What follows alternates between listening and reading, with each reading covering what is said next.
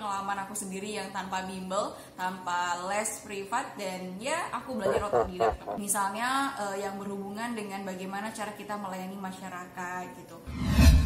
Hai, assalamualaikum warahmatullahi wabarakatuh. Jumpa lagi dengan aku Tamara Pratiwi. Teman-teman, kali ini aku mau bahas tentang tips dan trik untuk belajar dan juga menjawab soal-soal SKD bertepatan juga dengan TKP. Menurut dari pengalaman aku sendiri yang tanpa bimbel, tanpa les privat, dan ya aku belajar otodidak, teman-teman.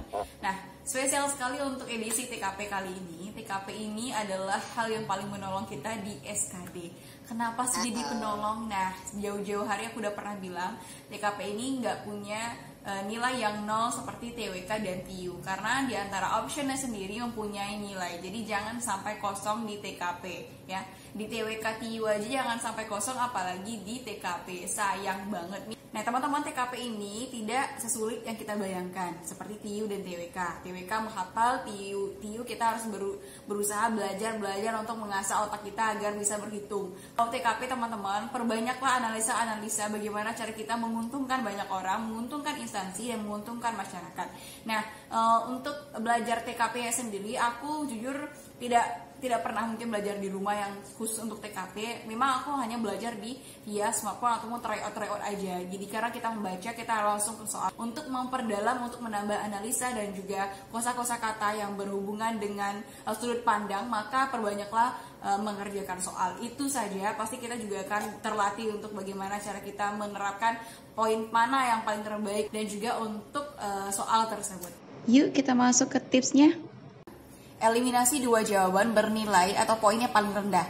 Yang pertama, langkah-langkahnya yang teman-teman bisa lakukan adalah pilih jawaban terbaik meskipun tidak menceritakan kepribadian kita. Meskipun hati kita tidak mengatakan hal ini yang paling baik, tapi kalau misalnya ini terbaik untuk pelayanan publik atau masyarakat atau berdampak semua orang atau sesuai dengan soalnya, maka pilihlah jawaban itu.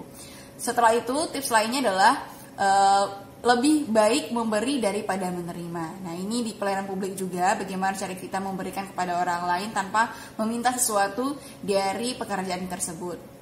Lebih baik bekerja sama tim daripada individualis atau individu ya. Lebih baik tenang daripada terburu-buru. Lebih baik optimis daripada pesimis. Pilih yang realistis dan bisa diterapkan. Yang terakhir, pilih yang efektif dan efisien. Ini ada benar jawabannya, itu banyak banget soal yang menyangkut hal ini, teman-teman.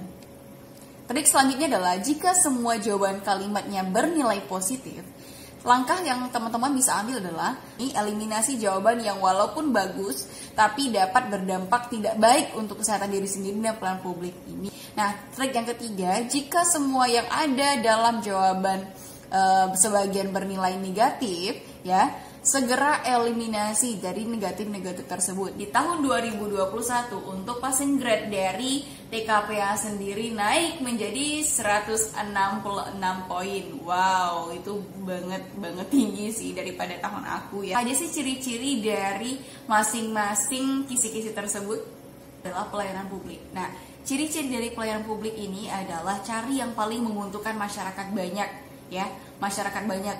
Nah, bagaimana cara kita berperilaku untuk mengutamakan pelayanan publiknya, berperilaku ramah dan juga dapat memenuhi kebutuhan dan kepuasan orang lain. Itu contoh-contohnya. Misalnya yang berhubungan dengan bagaimana cara kita melayani masyarakat gitu.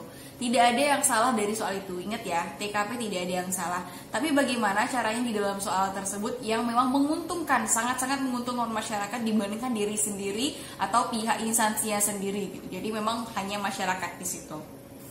Kisi-kisi selanjutnya dari TKP adalah sosial budaya. Ciri-ciri dan sikap positif dari sosial budaya ini adalah beradaptasi. Jadi mampu dia beradaptasi ketika lingkungan kerja dan juga bekerja secara efektif dalam masyarakat. Nah, misalnya terdiri dari agama, suku, ras, budaya, dan lain sebagainya di tempat bekerja tersebut. Ini sosial budaya ini bukan hanya untuk budaya yang dibahas. Nah, tipsnya di sini adalah untuk sosial budaya, bagaimana cara kita bisa menerima dari apa yang kita tempati gitu. Jadi kita bisa untuk menerima orang-orang, pekerjaan kita gitu. Jadi bisa beradaptasi. Selanjutnya ada profesionalisme. profesional ini ya lebih menguntungkan instansi, tapi di sini tuntutnya adalah orangnya gitu loh. Jadi profesionalisme ini adalah untuk mampu melaksanakan tugas sesuai dengan jabatan. Jadi lebih ke bagaimana caranya kita untuk bisa bekerja, bagaimana cara kita untuk bisa menjawab soalnya dengan sesuai dengan tupoksinya atau jabatannya itu gitu loh. Bukan jabatan kita pribadi ya, tapi dalam soal tersebut. Nah, jangan sampai ada gangguan untuk mengganggu pekerjaan kita. Ini profesionalisme, soal-soalnya banyak seperti itu teman-teman yang aku rasakan ketika menjawab soal TKP. Nah, bagaimana cara kita tetap fokus tanpa ada gangguan-gangguan yang menghambat pekerjaan kita. Juga profesionalisme ini harus menyampingkan kepentingan diri sendiri, kepentingan keluarga dan sebagainya untuk kepentingan masyarakat atau orang banyak ataupun instansi yang dibutuhkan di dalam soal tersebut ya. Sisi selanjutnya dari TKP di tahun 2020 itu adalah jejaring kerja.